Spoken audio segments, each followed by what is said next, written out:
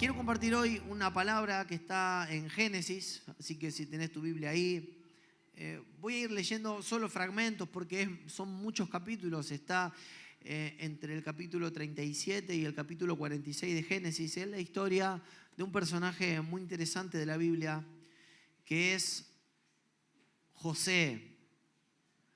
Y me pasó esta semana de estar meditando en cómo José y toda su descendencia reciben una bendición especial de parte de Dios y en el momento en que Dios guía al pueblo a la tierra prometida, la tribu de José, o como se le dice, la tribu de José, o la tribu de Manasés y de su hermano, reciben una doble porción de la tierra prometida. Y muchos dicen que esa fue la mejor parte de la tierra.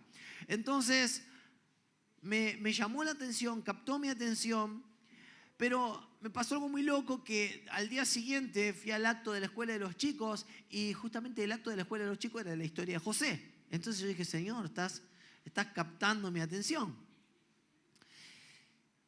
Bueno, los días pasaron y mientras más pasaban los días, más Dios me seguía hablando con su historia. La historia de un joven hebreo que realmente fue tremenda porque nace número 11 de todos los hijos de Jacob, de todos los hijos de Israel, número 11. Y viste que vos habitualmente cuando nace el primer hijo, por ahí le comprás ropa nueva, pero imagínate que el segundo usa la del primero, el tercero usa la del segundo, y ya imagínate cuando llegaste al número 11, ya esa remera tiene 10 puestas, 10 generaciones ya de pibe, ¿no? Ya lo blanco está más bien amarillo y lo negro se puso gris, ¿sí o no? Bueno, este chico nace número 11, pero es el que enternece el corazón de su padre. Y José, aunque es el 11º hijo de Jacob, es el primer hijo que Jacob tiene con Raquel, porque en la antigüedad no estaba mal visto que un hombre se casara con muchas mujeres. Y Jacob, hay una de todas sus mujeres, la cual ama de manera especial, y es Raquel, la cual por muchos años sufre de esterilidad. Entonces, cuando nace su primer hijo, el primer hijo con Raquel, que es en realidad su hijo número 11, él mira a ese niño con ojos especiales. Y es el hijo de su vejez, el hijo que enternece su corazón. Y de hecho, no solo que no le da a vestirse la ropa de todos sus hermanos mayores, sino que dice que le hizo una túnica especial de colores, la cual era la envidia de todos sus hermanos. Dice que tenía una túnica de colores que simbolizaba de alguna manera el favoritismo que tenía este padre, ¿no? Y entonces se empieza a crear una envidia en sus hermanos. Y para empeorar la cosa, resulta que José tiene sueños.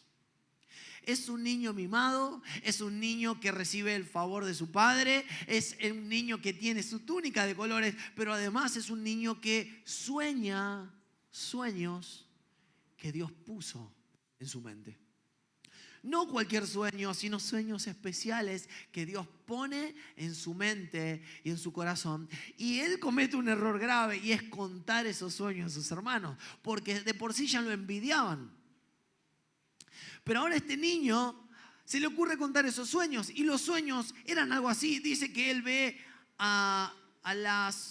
ve estrellas y ve la luna y el sol postrándose ante él. Y entonces los hermanos y el padre dicen, ¿pero qué está queriendo decir? Que todos nosotros te serviremos. Ve espigas en el campo y su espiga está levantada en alto, pero todas las demás espigas, las 11 espigas restantes, las 10 espigas restantes están postradas. Y entonces los hermanos dicen, ¿pero qué está queriendo decir? ¿Que te serviremos? Entonces, sobre llovido mojado. A la envidia se le agrega la bronca, se le agrega el odio y se le agrega decir, pero este mocoso, ¿quién se piensa que es? Entonces quiero contarte muy brevemente su historia, pero te pongo en contexto. Esta es la historia de José. Yo quiero hablarte porque la historia de José es realmente para una película, para una novela. está llena de conflictos, desafíos, decepciones, y finalmente veremos que está llena de la manifestación del poder de Dios para restaurar y para cumplir los sueños que Él ha puesto en nuestro corazón. Pero es una historia atravesada por el conflicto y atravesada por los desafíos, y realmente el Señor me hablaba que esta historia Él la pone en la Biblia para mostrarnos cómo mantenernos fiel en los momentos en donde parece que lo que Dios hace no tiene sentido. Por eso el mensaje que hoy quiero compartirte se llama así: cuando lo que Dios hace no tiene sentido. Bueno, ya te dije el contexto en donde José nace, y resulta que los hermanos de José, llenos de envidia, deciden matarlo. Uno dice, no lo matemos, matarlo ya sería mucho, ¿no? Y entonces dice que José viene para con los hermanos, y los hermanos están tramando matarlo, y dice, no lo matemos, tirémoslo en una fosa. Y otro dice, no, mirá, allá vienen unos ismaelitas, ¿por qué no lo vendemos? De paso le sacamos guita. Y lo venden por 20 monedas de plata, lo cual, pues sí, no sé cuánto será, pero para que tengas una idea, si vos tenías un animal y tu animal, no sé, un toro, mataba a tu esclavo, para reponer el esclavo te pagaban 30 monedas de plata. O sea que encima lo malvenden. Ni por buena plata lo venden al hermano. O sea, con tal de que se lo saquen de encima, los tipos hacen cualquier cosa. Y este pobre hermano menor es vendido como esclavo para engañar al padre. Porque claro, ahora vos tenés que justificar por qué desapareció tu hermano menor. Porque viste que la típica, vos llegabas, yo soy hermano mayor. Entonces vos llegabas a tu casa y ¿qué te decía? ¿Dónde está tu hermano? Y yo decía, ¿qué tengo que ver yo? ¿Qué sé yo por dónde andará? Pero viste que te preguntan, ¿dónde está tu hermano? Y yo decía, ¿qué sé yo? Entonces claro, como sabían que se venía la pregunta, ¿qué hacen ellos? Dicen, mira, encontramos la túnica de colores, le habían puesto sangre de una ovejita, y encontramos la túnica de colores, y no sé, fíjate a ver si es de tu hijo, le dicen así, ni siquiera de nuestro hermano, fíjate de tu hijo. Y dice que el padre Jacob creyó que había sido devorado por una bestia salvaje y hizo luto muchos días, y dice que querían consolarlo y no podían consolarlo, la amargura que él tenía, porque los hermanos lo habían vendido de esclavo, le habían mentido al padre. O sea, la maldad de estos hermanos fue tremenda. Lo vendieron como esclavo sin importar cuál sería el destino de ese niño. Y José con 16, 17 años ya era esclavo en Egipto. Pero hoy quería preguntarte, ¿no? Para entender, porque la vida de José está atravesada por muchos desafíos, pero digo, ¿cómo te sentirías, no? Si te pasara lo que a José. ¿Cómo te sentirías si los que se supone que debían cuidarte intentaran asesinarte y te vendieran como esclavo? ¿Cómo te sentirías si no pudieras avisarle a la gente que te ama que estás vivo? Yo imagino a José preocupado de decir, ¿qué pensará mi padre? Que no aparecí más. Fíjate la acumulación de la maldad, ¿no? La justificación del pecado, porque dice que cuando lo van a vender cuando lo van a matar, dice, no, más vale vendámoslo como esclavo, no pequemos contra Dios, dice. Como diciendo, pecadito menor, es más fácil después de justificar. No, o sea, en vez de matarlo, lo vendemos como esclavo, y ellos lo ven como, bueno, Dios no se va a enojar tanto si hacemos esta, ¿no? Y aparte después tener que encubrir la mentira. Fíjate la maldad de estos hermanos, porque se la habían mandado y ahora tenían que encubrir la mentira. ¿Y viste cómo es la mentira? Que te lleva a otras mentiras. Y entonces, ¿qué pasa? Tienen que ahora matar a una oveja y manchar de sangre y decirle, fíjate si fue una bestia, fíjate si esto es de tu hijo. Y entonces engañan al padre, o sea, venden al hermano, engañan al padre. Imagino que tuvieron que agarrar la contabilidad y borroñar la contabilidad de la oveja porque le faltaba una oveja también, o sea que la hicieron completa.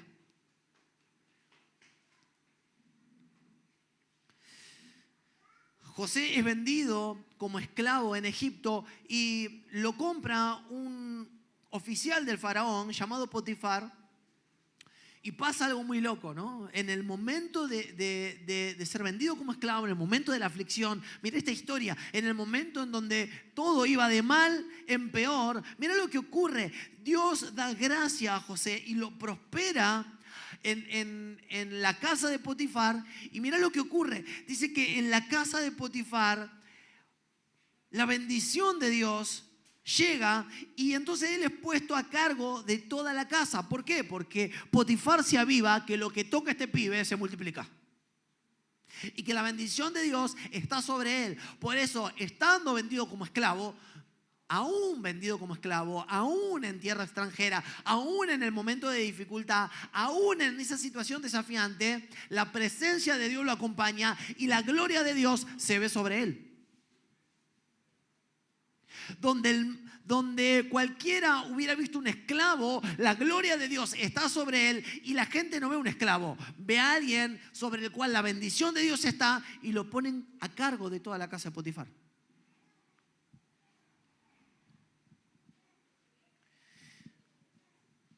Pero ojalá la historia terminara ahí, no termina ahí. Dice que cuando las cosas aparentemente empiezan a ir mejor, él está a cargo de toda la casa de Potifar. Dice que la esposa de Potifar intenta seducirlo y cuando él la rechaza, ella furiosa lo acusa falsamente de intentar violarla. Mira lo que dice Génesis 39. Dice, llevado pues José a Egipto, Potifar, oficial de Faraón, capitán de la guardia, varón egipcio, lo compró de los ismaelitas que lo habían llevado allá. Mas Jehová estaba con José y fue varón próspero y estaba en la casa de su amo el egipcio y vio su amo que Jehová estaba con él. Y que todo lo que él hacía, Jehová lo hacía prosperar en su mano. Hacía yo José gracia en sus ojos y le servía. Y él lo hizo mayordomo de su casa y entregó en su poder todo lo que tenía. Y aconteció que cuando le dio el encargo de su casa y todo lo que tenía, Jehová bendijo la casa del egipcio a causa de José. Y la bendición de Jehová estaba sobre todo lo que tenía, así en casa como en el campo. Y dejó todo lo que tenía en mano de José y con él no se preocupaba de cosa alguna, sino del pan que comía. Y era José de hermoso semblante y bella presencia. Y mira lo que pasa cuando la esposa de Potifar lo quiere seducir. Mira lo que dice José: no hay otro mayor que yo en esta casa y ninguna cosa me ha reservado mi amo sino a ti, le dice a la esposa, por cuanto tú eres su mujer. ¿Cómo pues haría yo este grande mal y pecaría contra Dios? Fíjate vos que un jovencito de 17, 18 años, en donde aparentemente es un esclavo, fíjate que él es un joven con convicciones, es un joven temeroso de Dios, es un joven fiel a Dios. Y él entiende que pecando contra su amo estaría pecando contra Dios. Porque ¿cuántos se dieron cuenta que pecar contra nuestro prójimo es pecar contra el creador de nuestro prójimo? Este jovencito lo tiene muy en claro. Este jovencito no es un ingenuo. Este jovencito es un varón con todas las letras que decide ser fiel a Dios. Que decide, mira qué interesante esto. Fue vendido por los hermanos y fue además comprado como esclavo, y no dice que fue contratado como empleado, sino que fue contratado como esclavo. Es decir, es propiedad de otro. Y aún así, en tal nivel de degradación, él sigue mirando los preceptos de Dios y se mantiene fiel a esa forma de vida.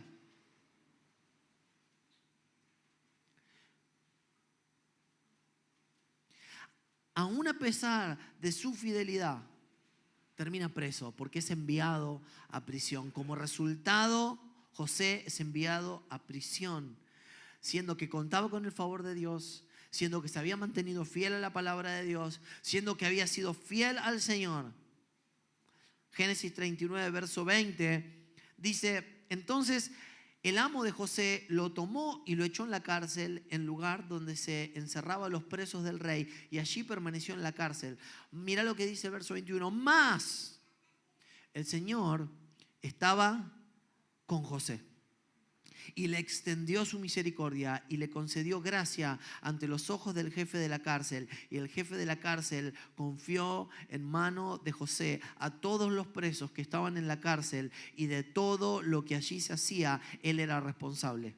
El jefe de la cárcel no supervisaba nada de lo que estuviera bajo la responsabilidad de José, porque el Señor estaba con él, y todo lo que él emprendía, el Señor lo hacía prosperar.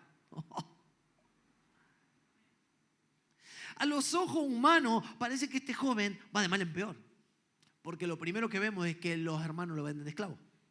Lo segundo que vemos es de que, siendo fiel a los principios del Señor, a él lo meten en la cárcel. Y vos decís, la vida de este chico no puede ir peor. No solo que es vendido por los hermanos, no solo que es traicionado, no solo que es vendido como esclavo en una tierra lejana, en una tierra distante, es extranjero y esclavo. Y cuando hace todo bien, parece que le sale el tiro por la culata. Y ahora esta mujer que intenta seducirlo lo hace meter en prisión, y entonces sigue bajando. Sigue yendo de mal en peor, de mal en peor y de peor a más peor.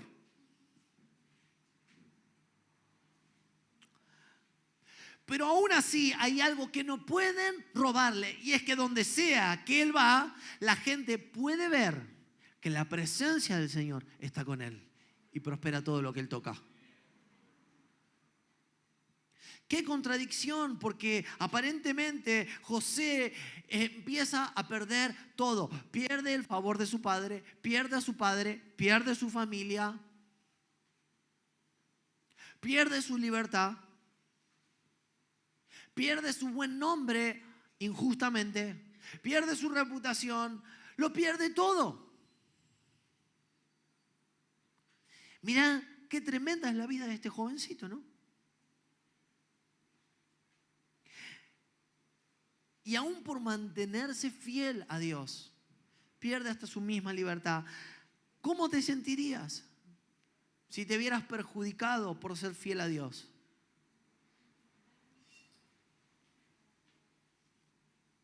¿Cómo te sentirías si te vieras perjudicado por ser fiel a Dios? ¿Cómo te sentirías si luego de la ilusión de ver luz al final del túnel, el panorama se pusiera aún más oscuro?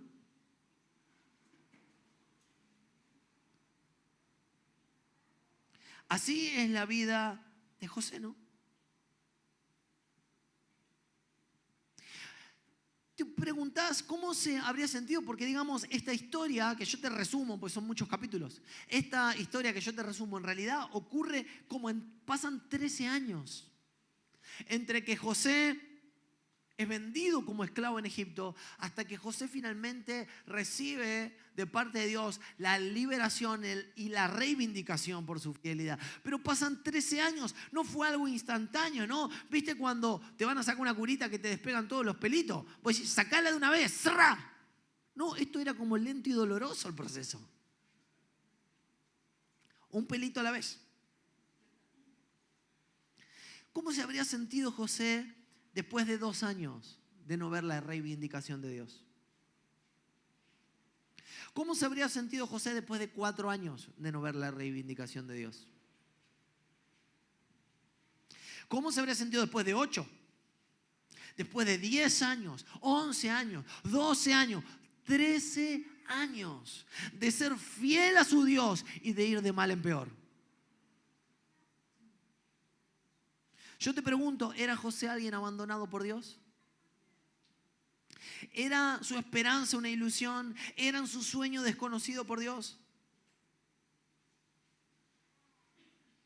Pero 13 años pasaron. 13 años.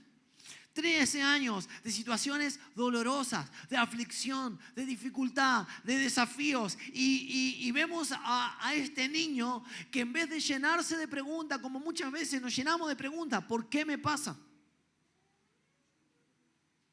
¿Por qué me pasa? ¿Por qué me ocurre? Lejos este niño de llenarse de amargura, de odio contra los hermanos, de odio contra la situación, de amargura con la vida, de rencor contra Dios. Lejos de reclamarle a Dios, ¿por qué esto? ¿Por qué aquello? ¿Por qué lo otro? ¿Por qué tanto tiempo? ¿Por qué? ¿Por qué? Porque yo te fui fiel y mira cómo me va. Lejos de ver eso. Vemos a un joven que se mantiene fiel. Fiel. En los momentos difíciles y cuando la reivindicación no viene, a veces nos sentimos desafiados a preguntarle al Señor, ¿por qué a mí? Pero cuando Dios nos bendecía, cuando Dios nos sostenía, no decíamos, ¿por qué esta gracia? ¿Por qué esta bendición? El salmista dice, me acosté y descansé y me levanté, pero descubrí que no fue automático eso. Fue un milagro en sí mismo, fue porque Jehová me sustentaba. Por eso cada día que nos levantamos, vos y yo tenemos un motivo de agradecimiento. A veces creemos que todas las bendiciones que recibimos son un derecho adquirido, pero no son un derecho adquirido, son una gracia inmerecida. Y son un motivo para la gratitud. Por eso el apóstol Santiago dice que toda dádiva y todo don perfecto no vienen por arte de magia, no cayeron de un repollo, vienen del Padre de la luz. Está la mano generosa de Dios dándote los regalos. Está la mano generosa de Dios dándote dádivas, dones, capacidades, favor, oportunidades. Hoy, yo le decía el otro día a los muchachos del equipo de venta de la empresa, le digo, muchachos, cada presupuesto, cada contacto en el celular, cada tipo que te atiende, cada WhatsApp que te contesta, viene del Padre de la Luz. Una oportunidad que ha llegado a tu mano. Y en nuestra vida está llena de bendiciones y oportunidades que deberíamos de dejar de ver como derechos adquiridos para mirarlas como motivos de agradecimiento. Amén. Porque cada día, cuando la Biblia dice que Dios le puso un límite al mar para que el mar no cruce la tierra. El mar no cruza la tierra porque tiene un límite puesto por Dios. Así en contra de nuestra vida, las cosas que no nos tocan es porque Dios ha puesto un límite. ¿De cuántos ataques Dios habrá enviado a sus ángeles a poner el pecho? Y no nos enteramos.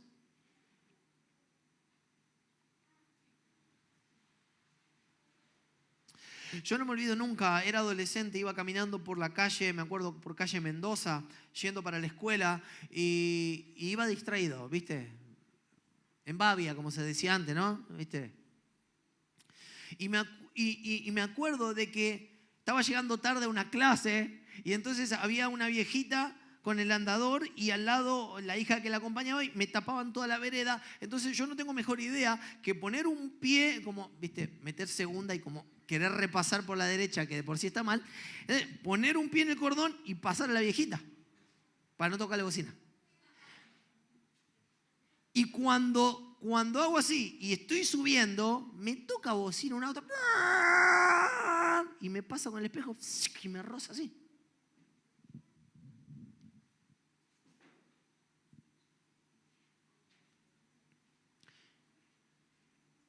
Digo, ¿cuántas veces el Señor nos ha salvado, no? No siempre somos conscientes. No siempre somos conscientes. Otras sí, pero no siempre somos conscientes. Hoy quiero hablarte de cuando lo que aparentemente Dios hace no tiene sentido. Por lo menos no tiene sentido que le puedas encontrar. Por lo menos no tiene sentido, no tiene lógica desde este lugar. Hoy quiero hablarte de cómo transitar esas temporadas en nuestra vida donde aparentemente lo que Dios hace no tiene sentido. No tiene lógica. Quiero contarte que después de 13 años esta historia no termina así. no termina con José en la cárcel, por el contrario, Dios reivindica a José. Y dice la Biblia que José no solo que tiene sueños, sino que tiene un don para interpretar sueños. Y acordate que esta cárcel era la cárcel en donde el rey ponía a sus presos. Y entonces dice que está el panadero del rey, que por algún motivo está preso. Y está el copero del rey, el que te servía el vino y probaba antes para que el vino no esté envenenado. No sé qué habrá hecho mal. Algo hizo mal, pero están los dos presos. Y resulta que los dos tienen sueños.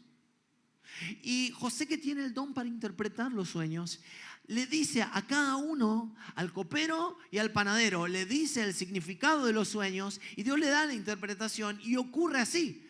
Poco tiempo después, José había dicho, el panadero va a morir, va a ser enviado, va a ser condenado a muerte y el copero va a volver a su puesto original. Y así ocurre.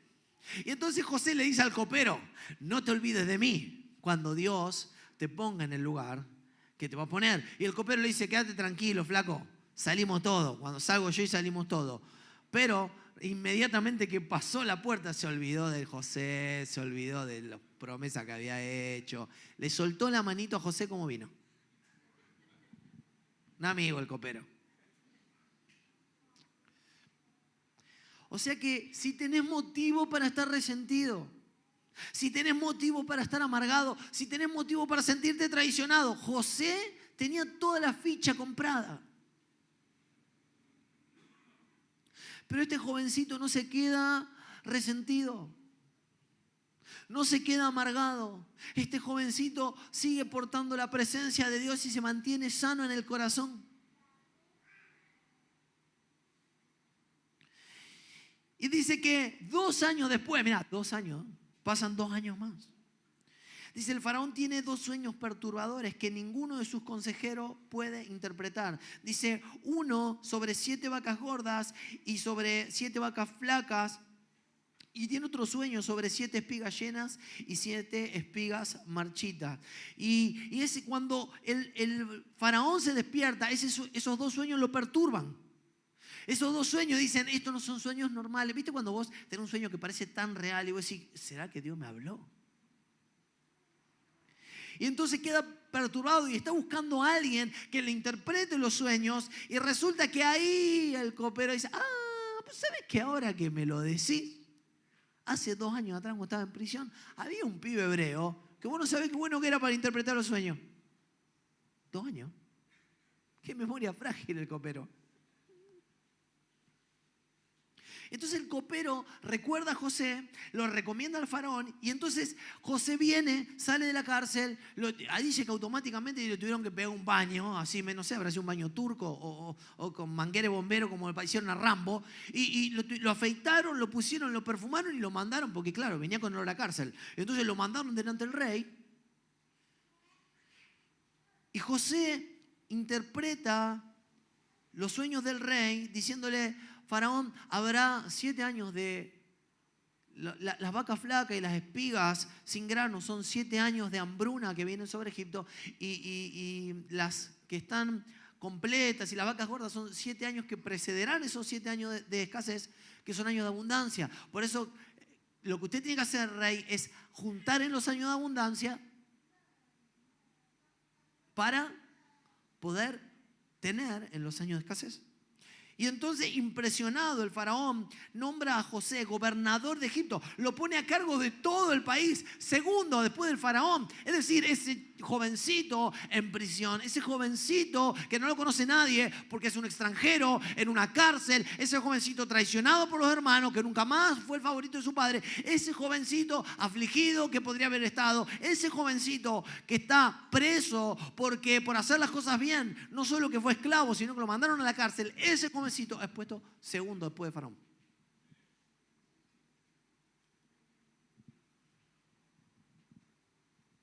Durante los años de abundancia, José organiza el almacenamiento de grano en Egipto y cuando llega la hambruna, Egipto es el único lugar, mira, es el único lugar en toda la tierra que tiene alimento, porque José tuvo un diseño de Dios para planificar los años de abundancia y tuvo un diseño de Dios para planificar los años de escasez. Un diseño sobrenatural. Yo digo, qué tremendo este José, el esclavo.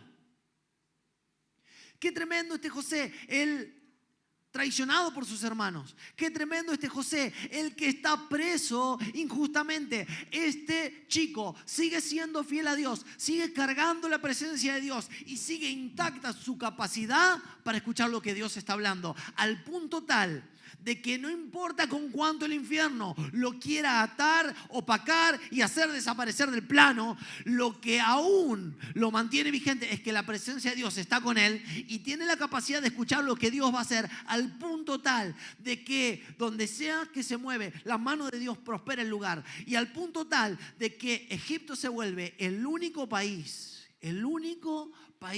en toda la tierra en tener abundancia en época de escasez.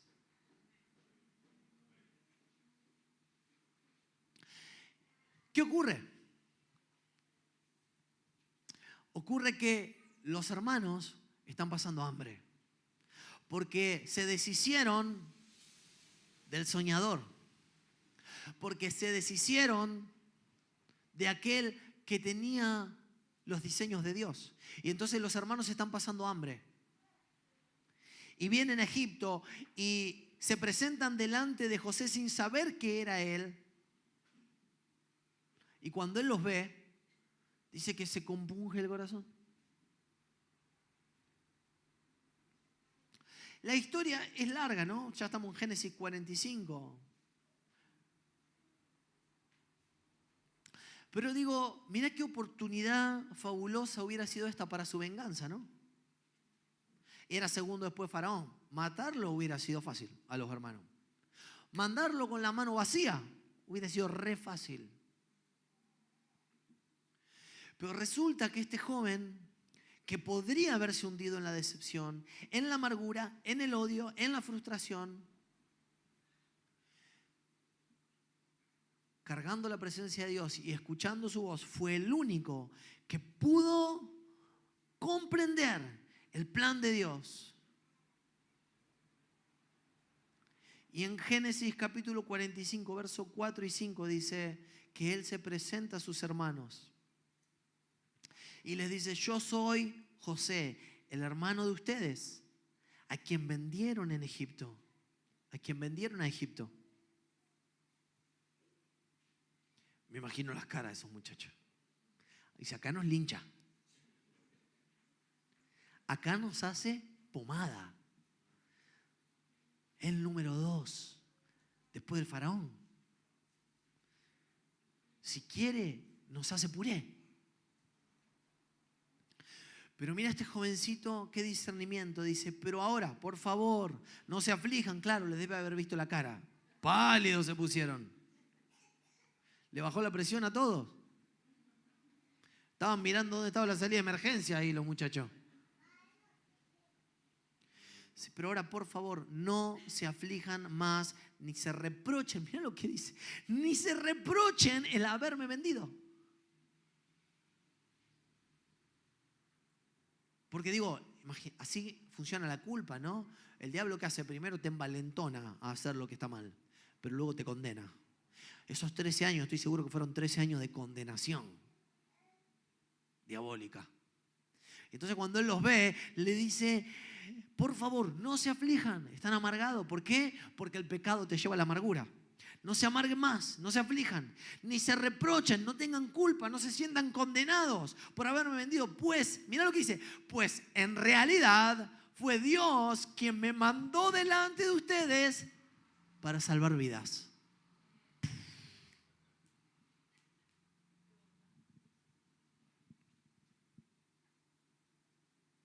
A ver, entendamos lo tremendo de esto, ¿no? El que podría haberse hundido en la decepción. El que podría haberse hundido en la amargura.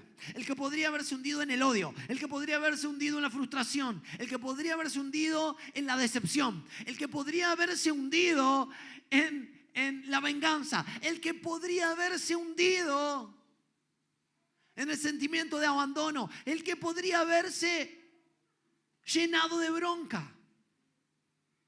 Fue el único que entendió todo. Este joven que sufrió por haberse atrevido a soñar, que se vio contrariado, se mantuvo fiel, sin importar lo que le pasaba, sin importar el tiempo que duró su prueba, en medio de sus luchas, de sus dificultades, sus brazos se fortalecieron. Y yo creo que Dios ha dejado la historia de José en la Biblia para que vos y yo podamos entender acerca de la fidelidad a pesar de las circunstancias, de la fidelidad a pesar del paso del tiempo, de la fidelidad que nunca pasará desapercibida a los ojos de Dios y que en el tiempo oportuno Dios bendecirá y reivindicará. Por eso hablaba Maxi de nuestra billetera espiritual, ¿no? Hace un rato.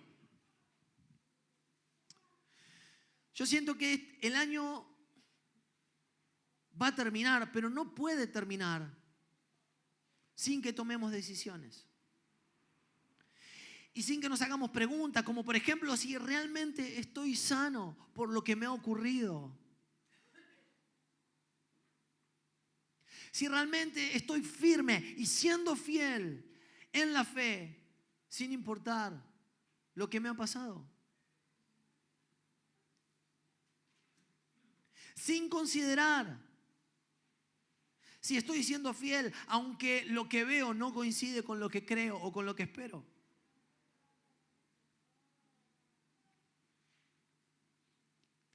Siento que es tiempo de soltar ciertas cosas, de soltar amarguras, de soltar rencores, de soltar el perdón, de soltar decepciones, de soltar incredulidades, de soltar todo aquel peso y pecado que me asedia para que yo no entre en la próxima temporada de mi vida. Es necesario liberarme de todo aquello que ha enfermado mi fe, que ha enfermado mi corazón, que me ha atado en la mente.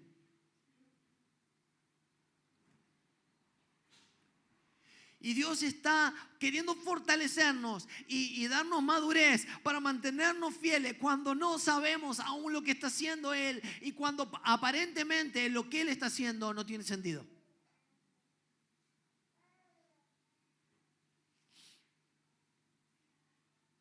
Jeremías 29 dice, porque yo sé los planes que tengo para vosotros, declara el Señor, planes de bien y no de calamidad, para darles un futuro y una esperanza. Aunque aparentemente lo que Dios está haciendo no tiene sentido, yo quiero decirte que tiene sentido en el contexto de sus pensamientos, que están distantes de nuestros pensamientos, y que tiene sentido en el contexto de la eternidad. Romanos capítulo 4, verso 18, habla acerca de Abraham y dice que él creyó. Dice, él creyó en esperanza contra esperanza, para llegar a ser padre de mucha gente, conforme a lo que se le había dicho, así será tu descendencia. Y no se debilitó en la fe al considerar su cuerpo, que estaba ya como muerto, siendo de casi 100 años, o la esterilidad de la matriz de Sara. Tampoco dudó por incredulidad de la promesa de Dios, sino que se fortaleció en fe, dando gloria a Dios, plenamente convencido de que era también poderoso para hacer todo lo que había prometido. No solo que el tiempo y la circunstancia y su debilidad no lo debilitaron en la fe, sino que dice que además se fortaleció. Es decir, Abraham cada día creía más. Pero hermano, está cada día más viejo, pero él creía más, no creía menos. Pero cada vez está más débil y tu esposa cada vez más estéril. Pero ¿sabes qué? A Abraham le decían truco y él decía quiero retruco. Le decían envido y él decía falta envido. Quiero vale 4. O sea que no solo se debilitó, sino que con los años su fe se fortaleció. ¡Wow! ¡Qué tremendo! ¿Está tu fe en este tiempo siendo debilitada o fortalecida? ¿Los años han debilitado tu fe o fortalecido tu fe? Viste que dice, no, esta espera desespera. Pero aparentemente la espera de Abraham lo fortalecía, no lo desesperaba. Dice que glorificaba a Dios convencido. Decía, wow, mira, si yo hubiera tenido un hijo a los 60, hubiera sido glorioso, pero a los 70 ahora va a ser más glorioso. Y a los 80 esto va a ser más tremendo. Y a los... nada. O sea que pasaban los años y en vez de debilitarse, se fortalecía porque decía, no, ahora el milagro va a ser más grosso todavía. Ahora no va a caber duda de que mi esposa estaba estéril, reviejita, estábamos los dos hechos pomada y el pibe nació igual. O sea, en vez de debilitarse con la circunstancia, debilitarse con el tiempo, ¿sabes qué pasó? Se fortalecía con el tiempo. Yo quiero ser de aquellos que a medida que pasen los años me fortalezcan fe. Me fortalezca en fe. Porque el Señor tiene planes para mí que son de bien y no de mal para darme un futuro. Muchos de nosotros hemos perdido la capacidad de soñar porque no podemos dejar que Él haga lo que yo no puedo hacer.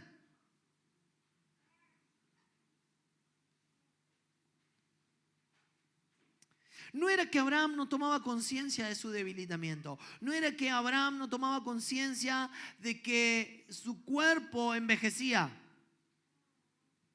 sino que se reafirmaba en fe.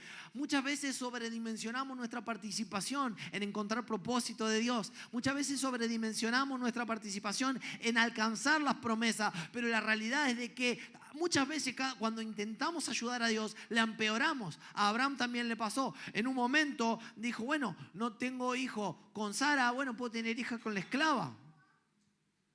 Quiso ayudar a Dios y cometió el peor error de su vida. Hoy, como 5.000 o 6.000 años después, todavía sus hijos se siguen peleando, ¿no? Entre Arabia e Israel, entre los árabes e Israel.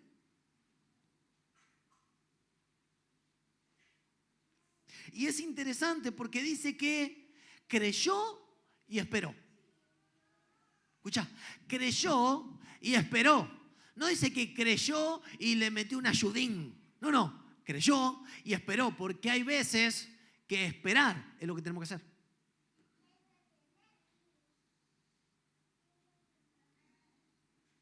El Salmo 138, verso 8 dice, Jehová cumplirá su propósito en mí.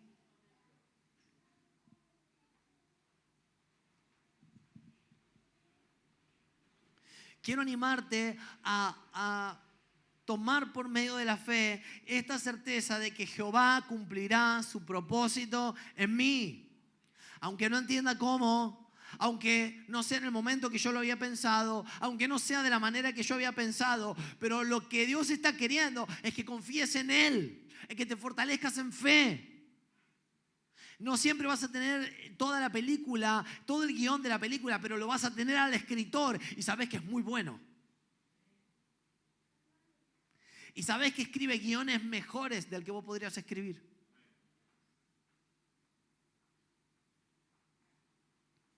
Y mientras andamos en este camino hacia el propósito del Señor, es importante mantenernos sanos como José. Jesús está en la cruz y dice, Padre, perdónalo porque no saben lo que hacen. No saben lo que hacen. Padre, perdónalo. Qué importante es mantenerse sanos.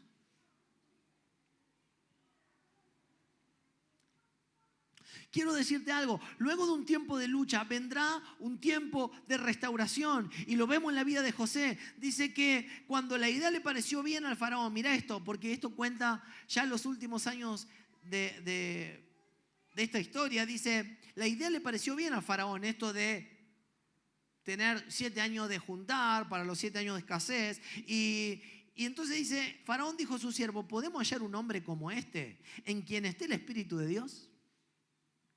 Y Faraón dijo a José, puesto que Dios te ha hecho saber todo esto, no hay nadie tan prudente ni tan sabio como tú. Tú estarás sobre mi casa y todo mi pueblo obedecerá tus órdenes. Solamente en el trono yo seré mayor que tú. Faraón dijo también a José, mira, te he puesto sobre toda la tierra de Egipto. Y Faraón se quitó el anillo de sellar de su mano y lo puso en mano de José y lo vistió con su manto con sus vestiduras de lino fino y puso un collar de oro en su cuello. Vos no te olvides que hacía 5 minutos lo habían sacado de la cárcel, lo habían hecho un baño turco, lo habían afeitado y lo habían perfumado. 5 minutos, 13 años de proceso y 5 minutos antes estaba ahí.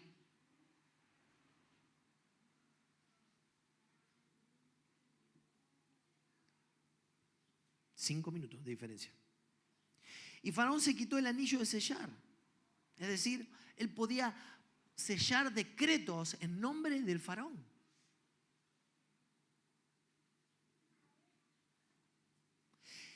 Dice, lo hizo montar en su segundo carro y proclamaron delante de él, doblad la rodilla. Y lo puso sobre toda la tierra de Egipto. Entonces Faraón dijo a José, aunque yo soy Faraón, sin embargo, nadie levantará su mano ni su pie sin tu permiso. O sea, vos querías levantar el pie y tenías que pedirle permiso a José.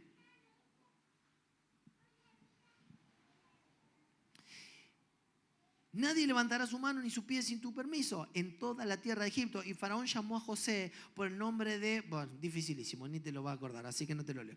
Y dijo y le dio por mujer a su hija, ¿no?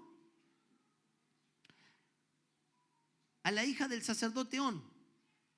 Dice, y salió José por toda la tierra de Egipto. José tenía 30 años cuando se presentó ante Faraón, rey de Egipto. Y salió José de la presencia de Faraón y recorrió toda la tierra de Egipto y produjo la tierra a manos llenas durante 7 años de abundancia. Y él recogió todo fruto de estos 7 años de abundancia que hubo en la tierra de Egipto y guardó el alimento en las ciudades y guardó en cada ciudad el fruto de sus campos circunvecinos. Así José almacenó grano en gran abundancia como la arena del mar hasta que dejó de medirlo porque ya no se podía medir.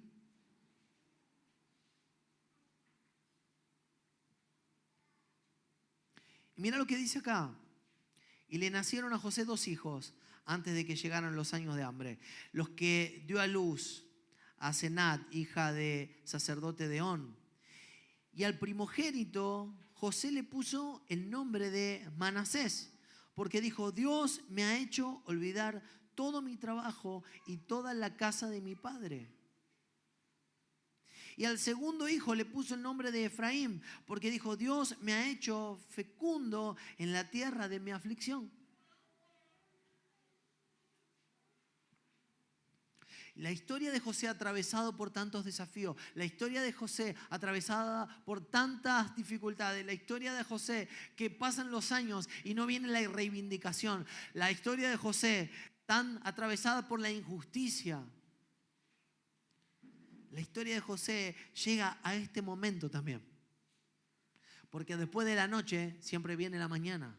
Y porque después de la aflicción, Dios trae un tiempo de restauración y de restitución que se ven acá en el nombre que José le pone a sus hijos. Al primero le dice, Dios me ha hecho olvidar de mi trabajo y de la casa de mi padre. Dios me hizo olvidar de mi aflicción. Dios me hizo olvidar de mi amargura. Dios me hizo olvidar de las traiciones. Dios me hizo olvidar. Dios, es Dios, no lo hice yo. Es Dios el que me hace olvidar de ese tiempo. Es Dios el que me hace olvidar de esa amargura. ¿Por qué? Porque como Cristo, dice, por el gozo puesto delante de él, menospreció lo oprobio. Quiero decirte que aunque lo que estés viviendo hoy, aunque parezca muchas veces que lo que Dios hace no tiene sentido, llegará el día en que mirarás para atrás y habrá tenido sentido, porque Dios te habrá hecho olvidar del tiempo de tu aflicción. Y dice además que Dios lo ha hecho, dice, me hizo fecundo en la tierra de mi aflicción. Quiero decirte que llegará el día en que mirarás para atrás y fue exactamente en esa situación donde Dios te hizo prosperar. No cambiaron las condiciones. Fue ahí donde Dios estuvo. No es que tu pasado cambió. Tu pasado es ese.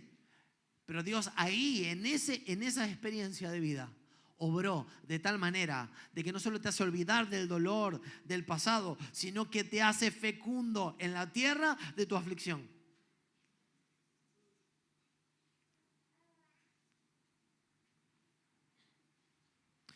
Dice que el pueblo de Israel, en la época de Moisés, estuvo 3 días en el desierto y no tenían agua.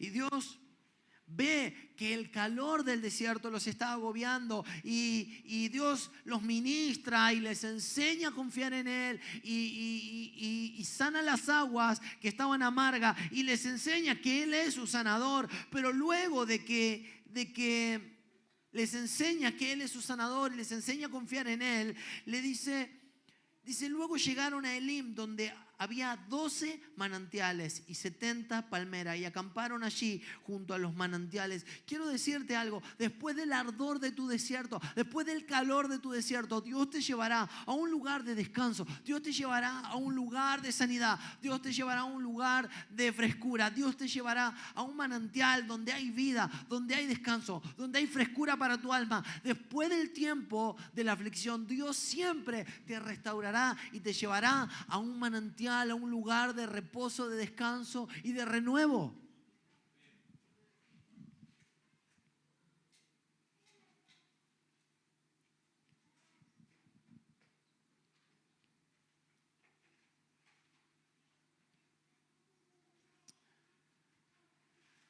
Quiero terminar con esto.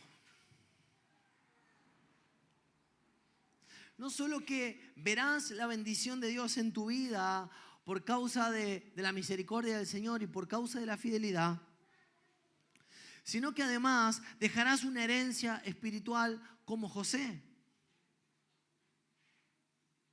Porque de ahí en adelante, la casa de José o la tribu de José se menciona en la Biblia como la tribu de Efraín o Manasés, es decir, de sus hijos. Y vamos a ver que estas tribus a lo largo de la historia de Israel son tribus que reciben la bendición de Dios. Cuando Jacob, el padre, profetiza sobre cada uno de los hijos, le dedica a José una de las profecías más extensas y le dice: rama fructífera a José. Rama fructífera junto a una fuente cuyos vástagos se extienden sobre el muro. Le causaron amargura, le asaetearon, lo aborrecieron los arqueros, mas su arco se mantuvo poderoso y los brazos de sus manos se fortalecieron por las manos del fuerte de Jacob, por el nombre del pastor, la roca de Israel, por el Dios de tu padre, el cual te ayudará, por el Dios omnipotente, el cual te bendecirá, con bendiciones de los cielos de arriba y con las bendiciones del abismo que está abajo, con bendiciones de los pechos y del vientre. Las bendiciones de tu padre superan las bendiciones de mis antepasados hasta el término de los collados eternos. Estarán sobre tu cabeza, sobre la cabeza de José y sobre la frente del que fue apartado entre sus hermanos.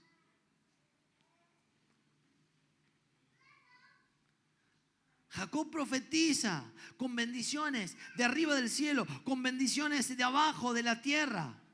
Bendiciones temporales y bendiciones eternas. Bendiciones en esta tierra y bendiciones eternas. Hay muchas cosas que recibiremos como bendiciones, como reivindicación de Dios en esta tierra. Hay muchas otras que recibiremos arriba en el cielo.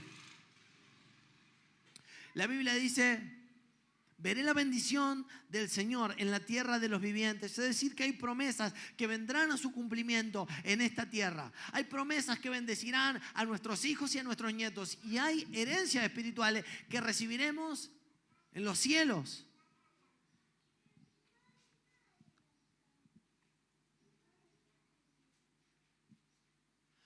Pero José recibe una herencia mayor a la de sus hermanos. Él deja una herencia espiritual tremenda. Él deja una herencia espiritual que se ve en esta profecía de Jacob. Yo quiero decirte, querido hermano, querida hermana, que si vos y yo nos podemos mantener fieles al Señor, que si vos y yo podemos mantenernos firmes en la fe, dejaremos una herencia de fe, un legado de fe. Porque caminar por lo que vemos es fácil, pero caminar por lo que no vemos realmente recibe recompensa. ¿Sabes que cuando un piloto aprende a volar de día, pero no se recibe de piloto comercial, sino aprende a volar de noche?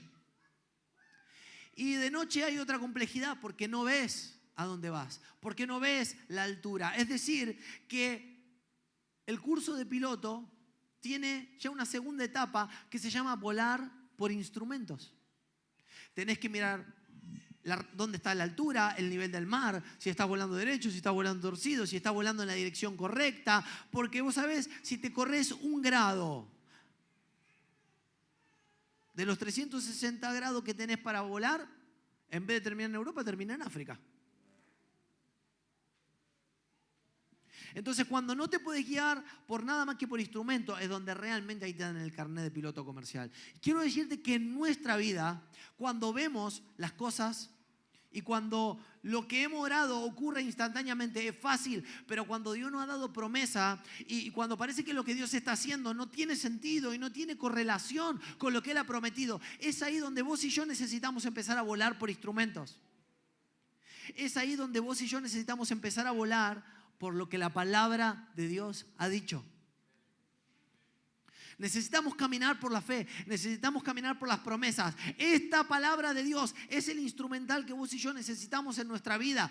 Dice que, mira lo que te digo, Abraham no tenía ni la palabra de Dios. La Biblia no estaba todavía en ese tiempo. Abraham no tenía ni más que una promesa. Y no tenía brújula, no tenía nada, pero tenía promesa.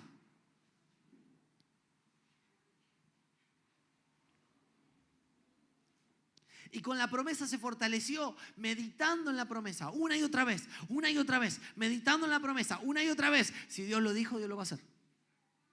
Si Dios lo dijo, Dios lo va a hacer. Si Dios lo dijo, Dios lo va a hacer. Si Dios lo dijo, Dios lo va a hacer. Y entonces tuvo que empezar a decir, si Dios lo dijo, lo va a hacer a pesar de mi vejez. Si Dios lo dijo, lo va a hacer a pesar de la esterilidad de mi esposa. Si Dios lo dijo, lo va a hacer a pesar de los años. Si Dios lo dijo, lo va a hacer a pesar de mis errores. Si Dios lo dijo, lo va a hacer a pesar de mí mismo. Si Dios lo dijo, lo va a hacer. Y se fortaleció en la fe. Pudo volar por instrumentos. Pudo volar por las promesas. Pudo encaminar su vida por la palabra. Así fue Abraham y así fue José. Por eso muchos dicen que José es un prototipo de Cristo, el que se humilla buscando para abrir un camino en favor de sus hermanos. José pasó por todo lo que pasó para abrir un camino en favor de sus hermanos y se convirtió en un prototipo de Cristo. Mira qué herencia espiritual. Dios usó la vida de José como un prototipo de Cristo, aquel que se reduce de todos sus beneficios para abrir un camino en favor de sus hermanos. Como Cristo lo hizo. Isaías 53 dice, quiso el Señor quebrantarle sometiéndole a padecimiento. Cuando Él se entrega a sí mismo como ofrenda de expiación, verá a su descendencia, prolongará sus días y la voluntad del Señor en su mano prosperará.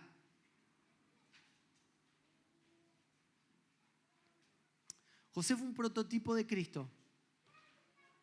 Es decir, un ejemplo de lo que Cristo haría por nosotros. Y Dios lo ha dejado en la palabra para que vos y yo podamos madurar en nuestra fe y fortalecernos en fe. Y fortalecernos en fidelidad. Y caminar y transitar nuestra vida, no por lo que sentimos, no por lo que nos pasa. ¿Cuántos de nosotros, nuestro humor depende de lo que nos pasó ese día? Si se nos dio o no se nos dio. Si salió un negocio o no salió un negocio.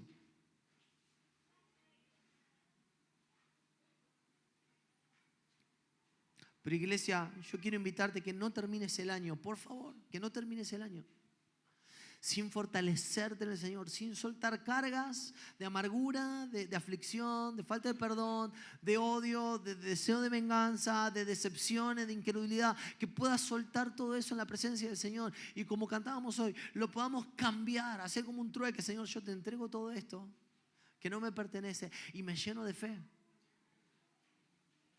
me lleno de convicción en tus promesas. Para empezar el año que viene, tomado de tus promesas, tomado de tus palabras, tomado de lo que has hablado, Señor. Meditando en lo que has hablado, creyendo que lo veré en esta tierra, creyendo que dejaré una herencia de fe y creyendo que aún habrá recompensas para esta actitud de fe en la eternidad. Iglesia querida, no termines el año sin vivir en un nuevo nivel de fidelidad. Porque Dios quiere levantarte. Dios quiere ponerte en un nuevo nivel. Mira, yo siento que el avivamiento que Dios trae es un avivamiento de profundidad. De profundidad en nuestra relación con Dios. A veces estamos sobrecargados de información. ¿Y sabes qué? No tiene que ver con estar sobrecargado de información. Tiene que ver con creer lo que Dios te dijo. Abraham no tenía ni quien le predicara, no tenía grupo de conexión, no tenía nada. Pero Dios dijo una palabra y él la creyó. Por eso hoy, iglesia, quiero invitarte a que te pongas de pie y le puedas decir esta oración al Señor. Señor, quiero serte fiel.